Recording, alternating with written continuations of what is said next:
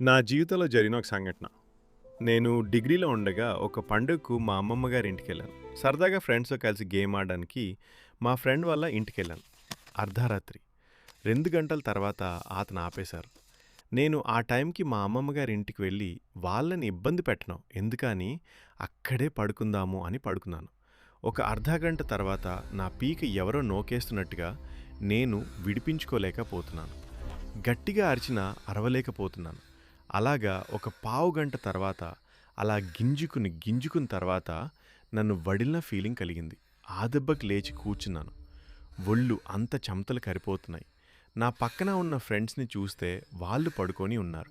మళ్ళీ నిద్రపోవాలన్న ఆలోచన కూడా రాలేదు. తెల్లారి 6 దాకా అక్కడే కూర్చుని 6 తర్వాత మా అమ్మమ్మ గారి ఇంటికి వెళ్ళిపోయాను. ఆ తర్వాత గేమ్స్‌కి ఎక్కడికి వెళ్ళినా నిద్రపోవాలన్న ఆలోచన కూడా కలగలేదు.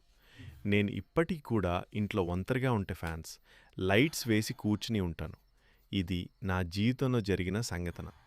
మీరు నమ్మినా నమ్మకపోయినా నా జీవితంలో జరిగిన సంఘటన ఇది. నేనైతే దెయ్యాలు, గాలులు ఉన్నాయని నమ్ముతాను. మరి మీరు?